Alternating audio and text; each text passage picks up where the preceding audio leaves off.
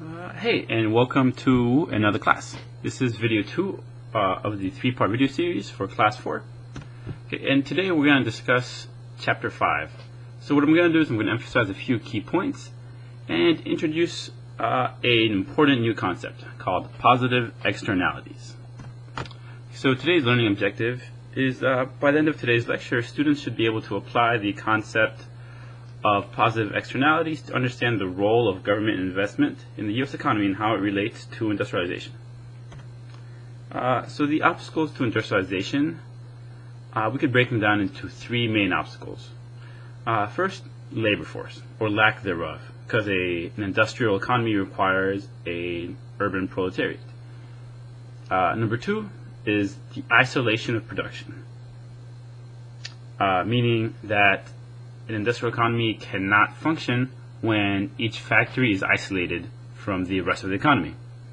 And number 3 is technology. So we're going to look at each of these in a little bit more depth. Very quickly, the labor force problem was essentially came from 2 sources. The lack of the labor force was due largely to cheap land. So anyone who wanted to become a farmer could become a farmer, and they had no reason to become a permanent worker for wage. And there were other reasons. In the U.S. culture, it was considered more nice to become a farmer rather than become a wage laborer. So this was solved in a couple ways. First, it was solved by the extensive use of women and children as the earliest industrial workforce in the United States. So think about the Lowell experiment, etc. The details are in the chapter. But really, in the long run, the way that this problem was solved was through immigration. So the way this problem was solved was through the extension of really lax labor laws, which made it possible to import large amounts of immigrants into the United States as a cheap labor force. So there were some labor laws specifically directed at importing large amounts of Chinese to build the American railroad system. See, especially here in Utah, you guys know about the history of the Chinese laborers who worked under miserable conditions building the Western railroads, and also the importation of a lot of European immigrants. So immigrants were a key part in the industrialization of the United States. And we can talk about this more in depth a little bit later in some of the next chapters. Okay, but moving on, the second problem facing the United States was isolation. So the isolation of the factories, isolation from the rest of the economy. First, why was this a problem? Well, this is a problem for 2 or 3 main reasons. So I'm going to talk about this for a minute. And we can break them down into manufacturing and market access. So first, regarding manufacturing, the reason this was a problem is because a modern factory cannot operate in isolation. It cannot operate by itself. Why? So let's see. Let's say this is factory A, and let's say they produce steel. What are the requirements to produce steel in the 1800s as well as today? What are the requirements? The requirements are, well, first you need inputs. So there has to be a steel mining or an iron ore mining operation over here, so iron. And then there also has to be a coal mining operation to power the both the steel and the iron mining operations. So let's say coal. But if all the factories are isolated meaning very hard to get from one location to another, very hard to communicate, very hard to physically transport goods. If all these factories are isolated, then it will be very expensive and very difficult for the coal to get to the iron mines. Okay? And then it will be very difficult for the iron ore, once it is processed, to get to the steel factories. And once steel is produced, then if it is isolated, if the steel factory is not close to a very large cities where it can actually market its steel, then it will be very expensive for the steel company to physically transport its goods to its final market. And what this does is all these extra expenses build up and create a very expensive final product. And when your product is extremely expensive, no one's going to buy it, meaning your scale of production will be very small if you have very few customers who can actually afford your products. So in a nutshell, that's one of the reasons why isolation is prohibitive to industrialization. So the cost of inputs goes up, and you're unable to reach your market and get your goods to its final market in a cheap manner, which makes your product prohibitively expensive. But how do you solve this issue of isolation? Well, you can solve it in one easy way. By investing in transportation. Who would have thought? So instead of having some, crappy dirt roads that were basically impassable and made it very expensive to transport anything that was heavy, such as iron, or steel, or coal, you could build turnpikes. You could build canals. You could build railroads. But who was doing this investment is the question. Who was willing to invest the millions and millions of dollars, which by modern standards is billions of dollars? Who was willing to invest that in transportation? Was it private individuals? Was it businesses? Was it foreign investors? Was it government? That's a question we have to look at. And in order to really answer that question, we have to understand a new concept called positive externalities. Okay, so what are positive externalities?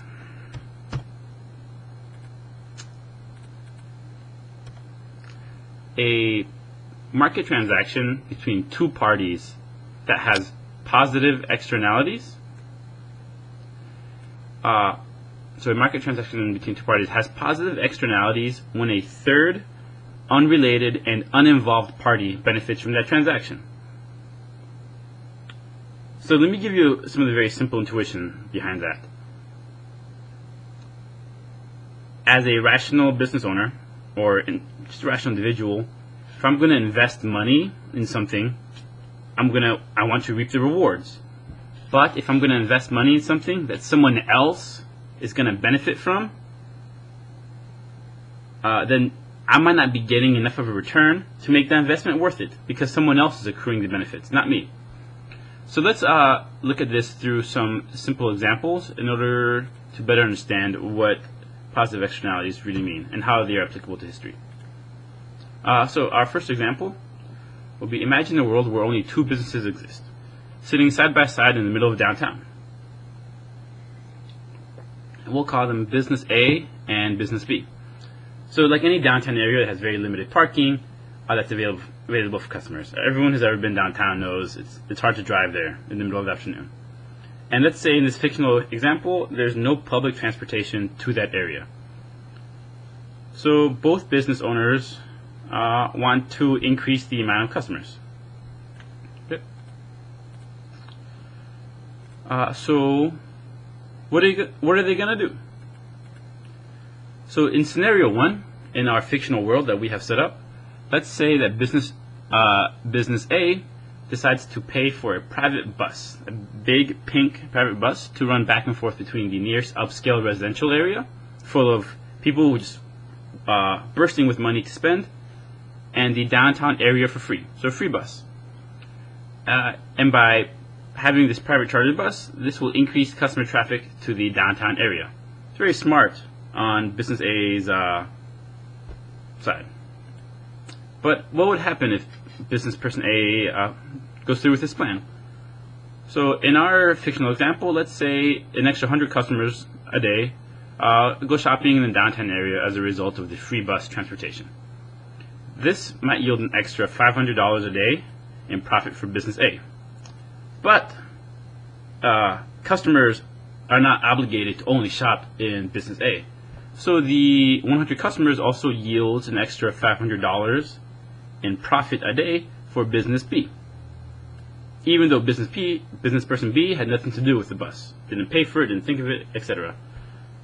But obviously, business person A has to pay for the charter bus. And let's say, in our example, he has to pay $800 a day for the bus rental and the bus driver and any fees and gasoline, etc. Okay, so was that worth it? No, the plan was a failure. Businessman A will obviously decide that his plan was a failure because he's paying $800 a day, but only receiving $500 a day in extra revenue.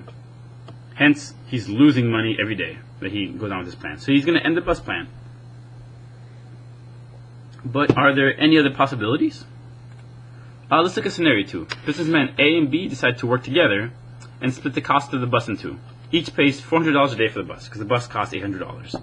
So each earns an extra $500 a day. So they are each earning a net extra $100 a day in profit as a result of this plan because they're paying $400 and earning $500. So they're making $100 a day. Both are happy. All problems are solved. Right? That's great. This is the crux of positive externalities. If you can get the third party to cooperate and pay for the benefits that he's receiving as a result of the transaction between A and B, then positive externalities present no problem if you can make everyone cooperate and pay for the benefits they're receiving. But let's make this scenario a little bit more realistic. Let's look at scenario 3. Let's say 8 new businesses open up downtown due to the increase in customers. Because now there's a bunch of people walking around downtown, everyone's happy, so businesses rush to open up some new stores. But the 100 extra customers a day brought in by the bus are now split among the 10 businesses. Okay? And so each business only earns an extra $100 a day in profit due to the bus because now the customers are being split among more businesses, more competition. So now everyone's making a lot less money. And now that they're only making $100 a day, it's not worth it for businessmen A and B to pay for the bus because they're each paying $400 a day. So it's simply not worth it for them. So what would happen in this scenario? So what's going to happen? So I would like everybody to pause the video and think about what might happen in this scenario and write down your thoughts.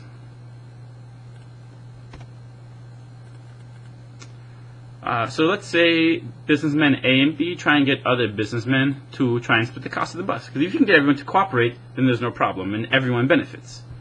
But in reality, have you ever tried to get a businessman to give you money? It's not that easy. So let's say some would agree, a very reasonable assumption, that some businessmen would agree and some businessmen do not agree. So the system breaks down. Because if they don't all agree to split it, then some will be free riders and it might not be cost effective for everyone else to continue with the bus program. So everyone starts losing business. What are some possible solutions to this dilemma? The solution is obviously find a way to force everyone to cooperate. Because even if someone doesn't want to cooperate, if you force them to cooperate, then they will benefit. But how can you force everyone to cooperate? Who has the power to force people to cooperate? Well, there's one obvious candidate, the government, or the city. So the city can decide to operate the bus lines and force everyone to cooperate to pay for those bus lines through taxes. That's kind of what taxes are. Okay? So taxes are a way to force people to cooperate in order to fulfill a program. So this brings in thousands of extra customers each day. All the downtown businesses are happy with high profits, but the city has to pay for the bus system somehow. So how's the city going to pay for the bus system? A city can pay for the bus system through taxes or through high bus fares. And if the city pays for it through taxes, business owners complain about high taxes and wasteful government spending, and they demand that all government programs be budget neutral, including the bus lines. So obviously a free bus line is not paying for itself.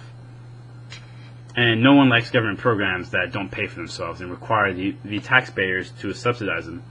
So alternatively, the city could charge very high bus fares in order to make the buses pay for themselves.